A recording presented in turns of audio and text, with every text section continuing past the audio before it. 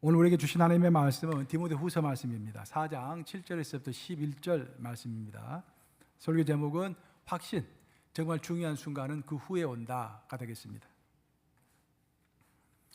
나는 선한 싸움을 싸우고 나의 달려갈 길을 마치고 믿음을 지켰으니 이제 후로는 나를 위하여 의의 면류관이 예비되었으므로 주 곧 의로우신 재판장이 그날에 내게 주실 것이며 내게만 아니라 주의 나타나심을 사모하는 모든 자에게도니라.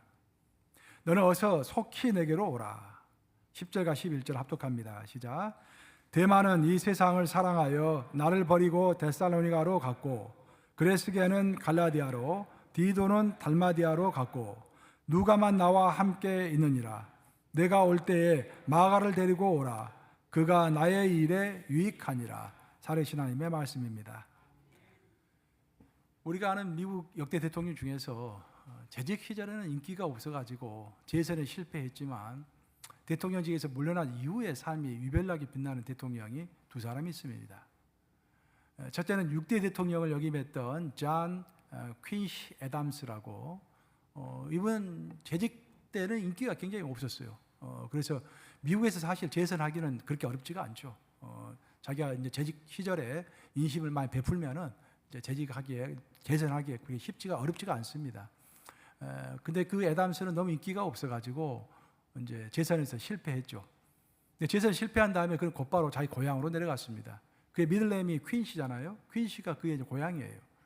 고향에 내려가지고 자기 소신대로 지역사회 봉사를 시작한 것입니다.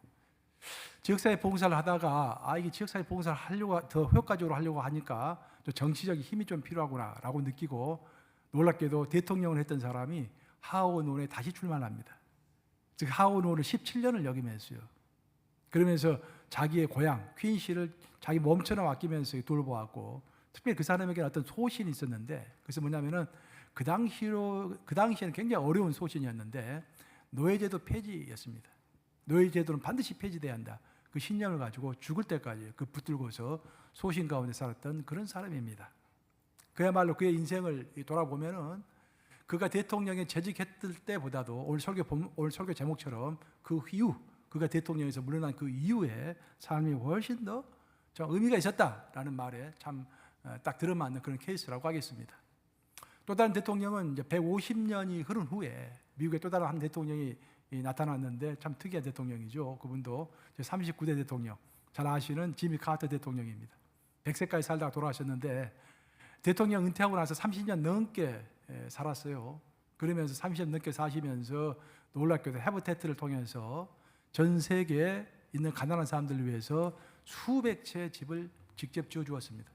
물론 본인이 다 처음부터 끝까지 지은 것은 아니지만 그 수백 채를 지을 때 본인이 참여해서 그 집을 지어주었습니다.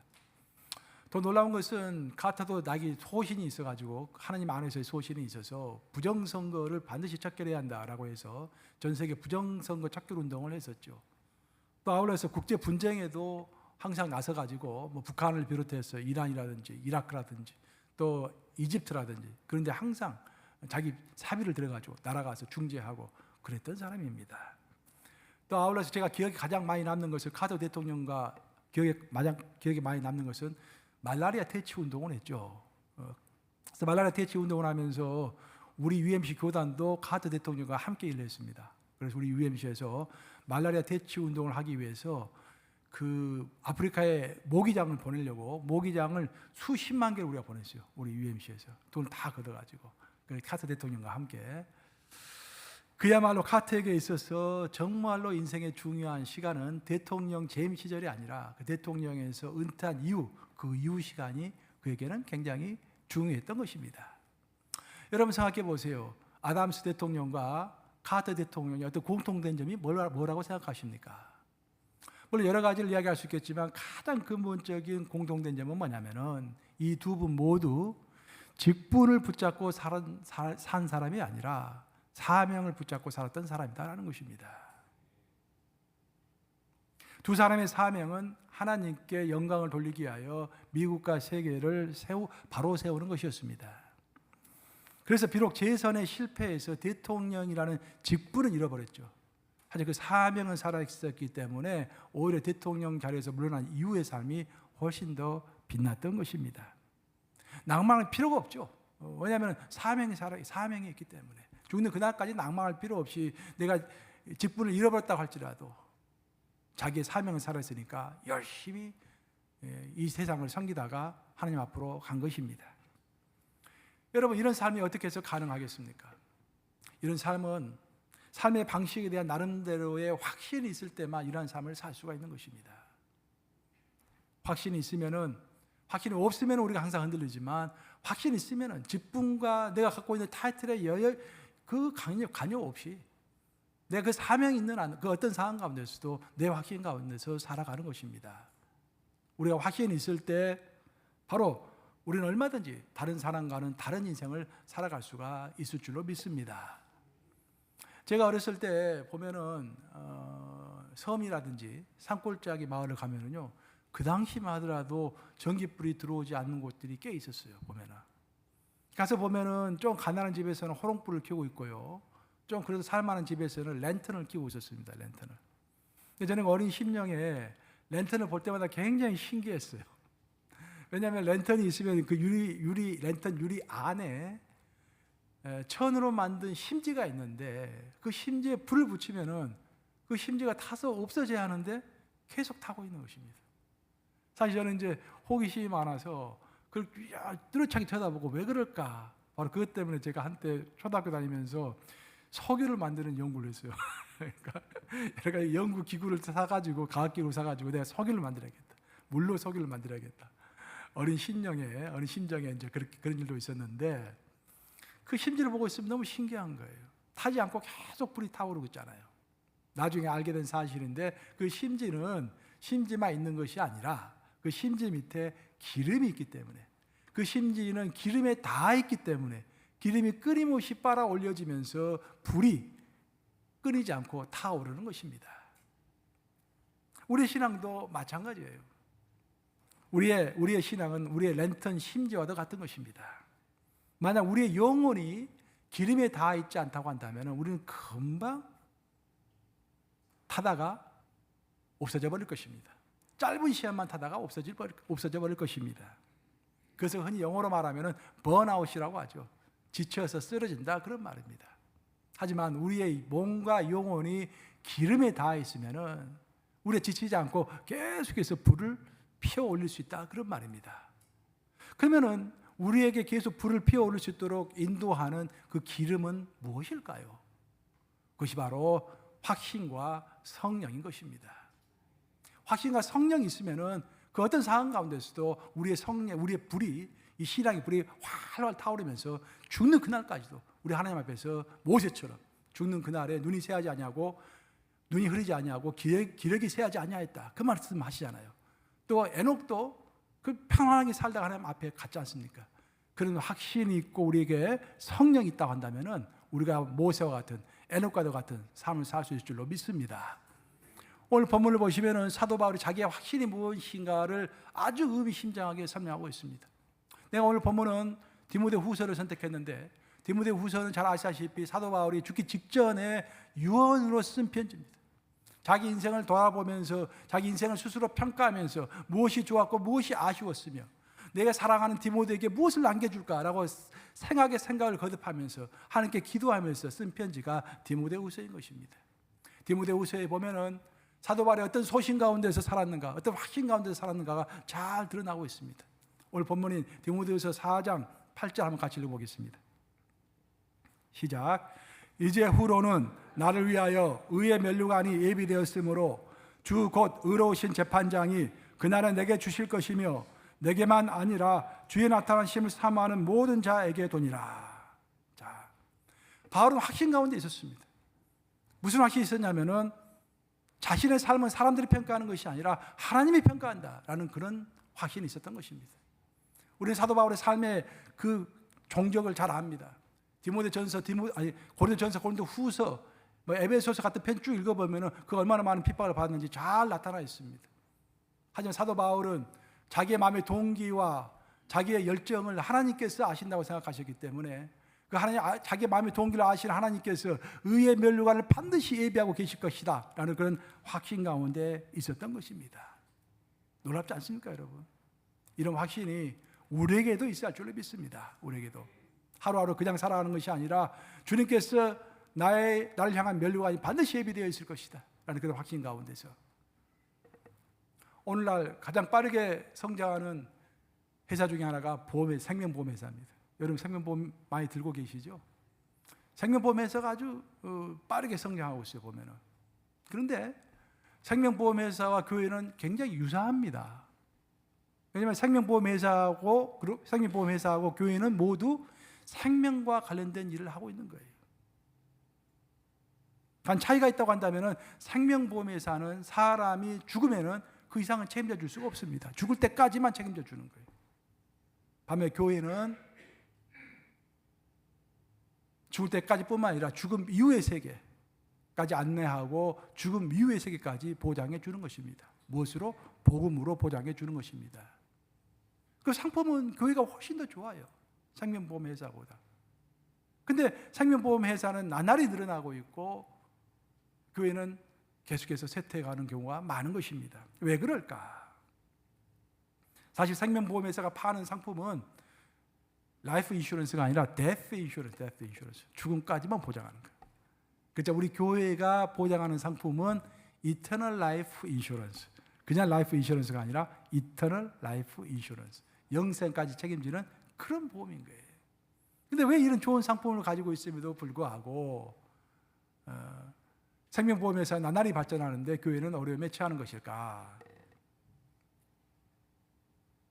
그것은 교회 자체가 확신이 결여되어 있기 때문입니다. 부활과 영생에 관한 확신, 그리고 마지막 심판과 하나님의 인도하심에 관한 그 확신, 천국에 관한 확신, 그것들이 흐릿한 경우가 너무도 많은 것입니다. 많은 사람은 예수님께서 부활하셨다라는 사실은 인정합니다. 하지만 내가 진짜로 부활할 것이라는 것에 대해서는 확신하지 못하는 경우가 참 많아요. 여기 앉아 계시는 분들은 물론 다 확신할 줄로 믿지만 제가 가끔씩 신앙 상담을 하면서 깜짝 놀라는 경우가 많습니다. 신앙생활 30년, 40년 했음에도 불구하고 부활과 천국에 관한 확신이 없는 분들이 있는 것입니다. 그뿐만 아니라 우리가 회사에서 보면은 회사에서 승진하려면 어떻게 합니까?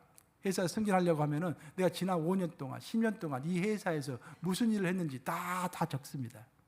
다 적어서 인사위원회에 제출하면은 인사위원회에서 그것을 보고서 평가를 하는 것입니다. 모든 인생에는 평가가 있는 것입니다. 우리 인생도 마찬가지예요.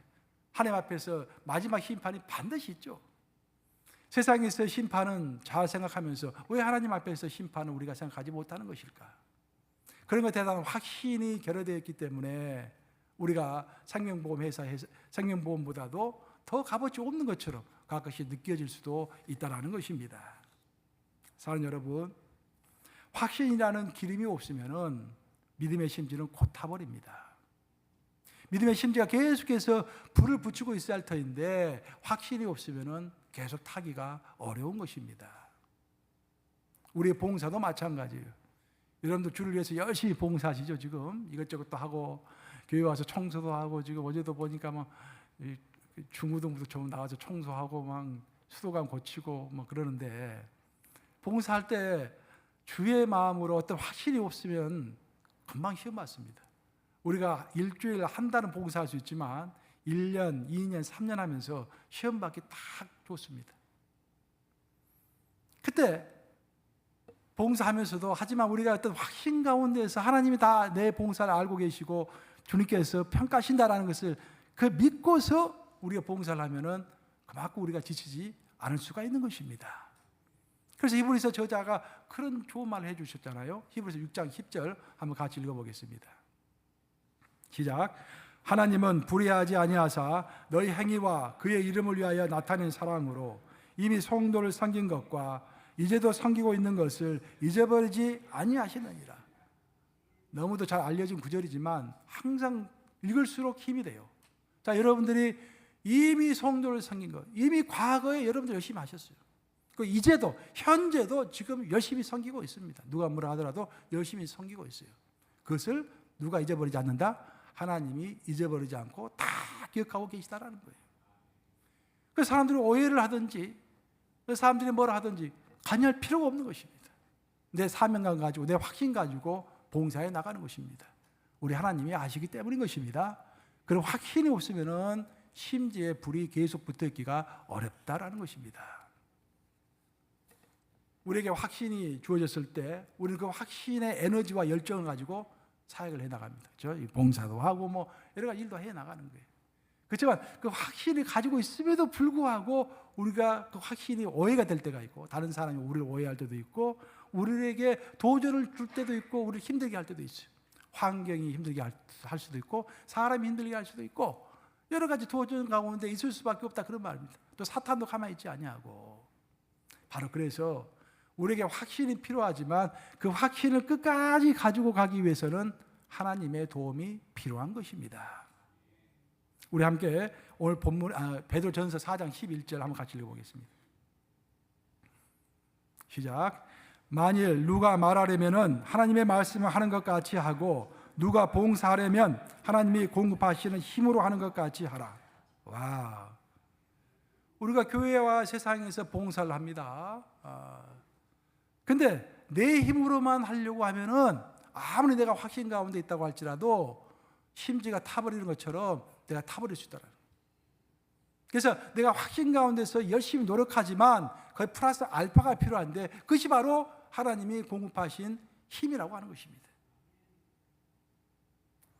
우리가 로마서를 읽어보면 사도 바울은 기가 막히게 로마서 1장에서부터 11장까지 어떻게 성도가 구원을 받고 어떻게 성도가 구원받은 성도가 살아가야 할 것인가를 딱 4단계로 설명하고 있죠.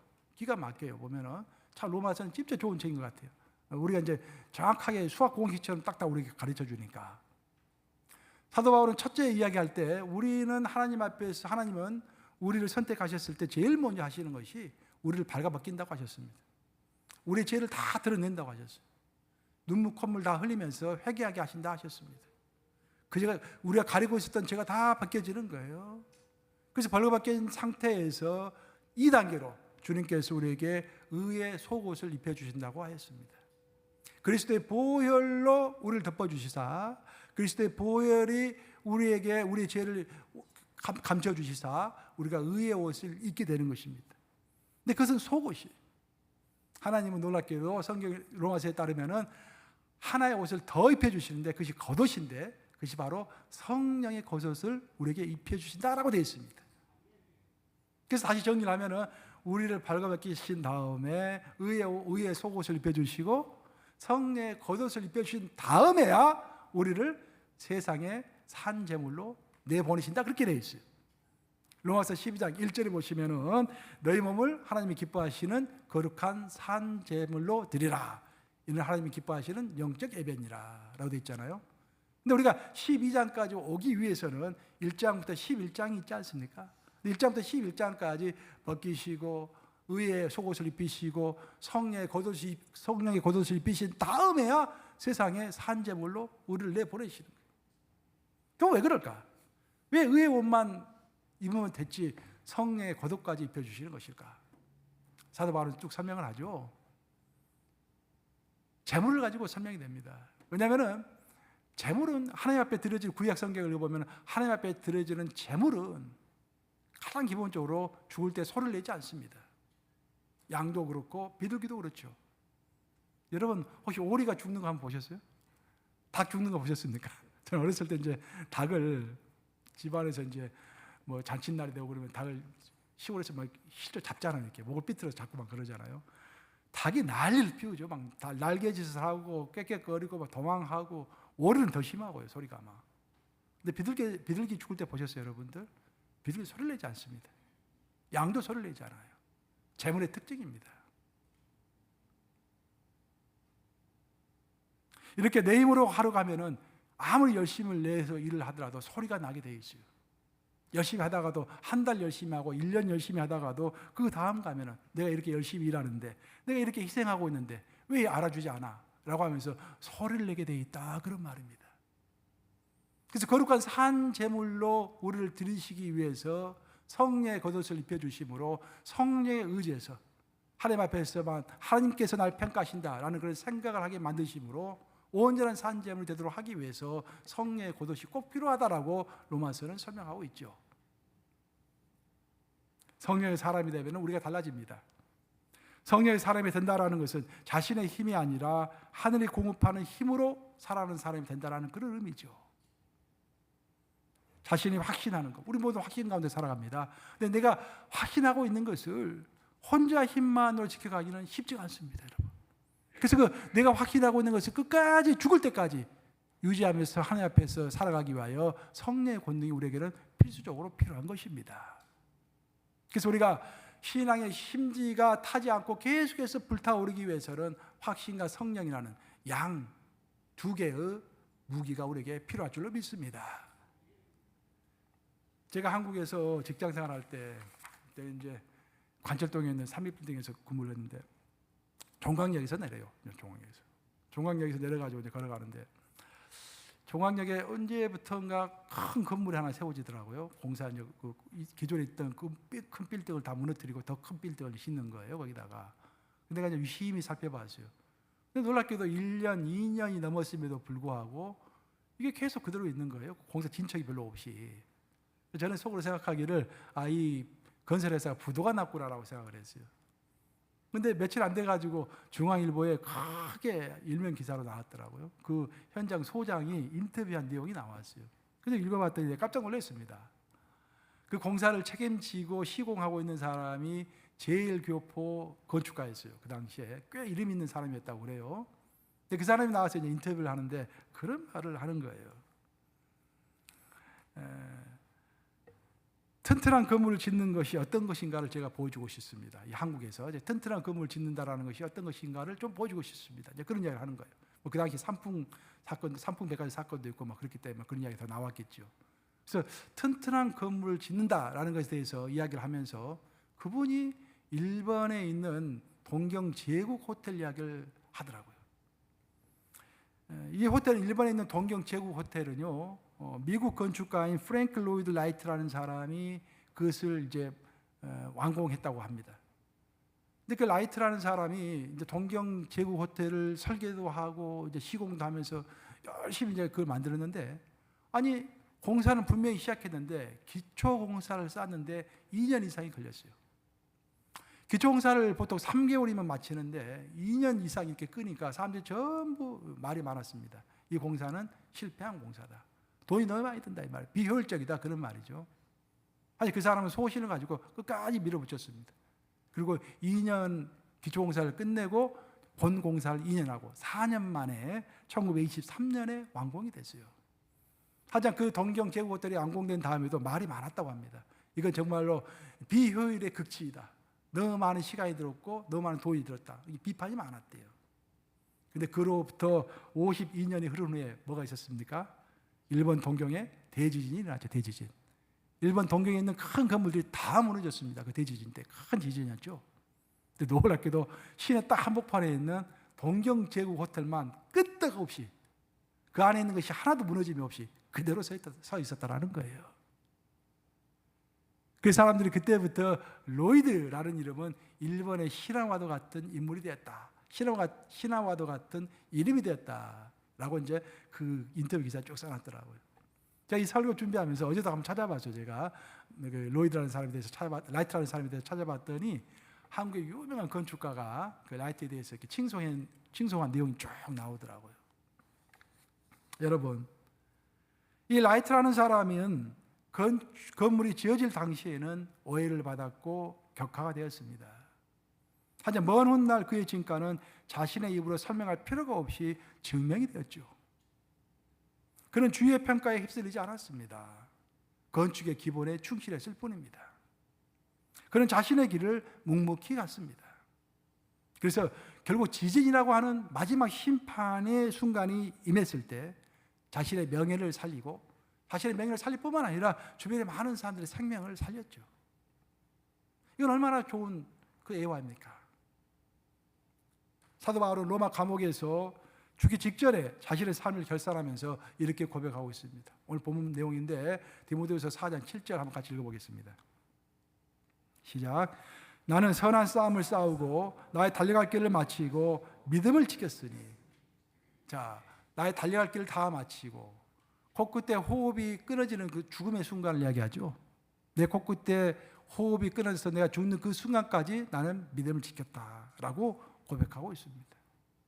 여기서 중요한 것은 사도 바울이 자신의 고집을 끝까지 지킨 것이 아니라 자신의 확신, 믿음에 관한 확신을 끝까지 지켰다라는 것입니다. 오늘 제가 여러분들에게 확신과 성령에 관한 이야기를 쭉 해오고 있는데, 우리가 확신 가운데 있는 것인지 고집 가운데 있는 것인지는 항상 잘 분별해야 합니다. 나도 그렇고 여러분도 그렇고. 내가 과연 확신 가운데 있는 것인가 고집 가운데 있는 것인가, 어떻게 우리가 분별할 수 있을까요? 우리가 이렇게 한번 생각해 보세요. 내가 지금 죽어가지고 하나님 심판대, 백보자 심판대 앞에 서 있다고 생각해 보십시다. 그리고 내가 그 하나님 앞에서 내가 지금 현재 하려고 하는 행동과 내가 그 마음의 동기들 하나님 앞에서 아랬을 때 하나님이 잘했다, 옳다라고 말씀하실까, 아니면 하나님이 슬퍼하실까? 그만하면 모든 것이 분별이 될 것 같아요. 내 확신이 하나님께 기뻐하시는 확신인가, 나는 성령의 동행 가운데 있는 것인가? 항상 주 앞에서 점검해 가시면서 심리가 타지 않는 그런 활활 타오르는 그런 신앙생활을 저도 하고 여러분도 하시고, 우리 유익감리교 전체가 심지가 타지 않는 그런 교회가 되시기를 우리 주님의 이름으로 축원합니다. 좋으신 아버지,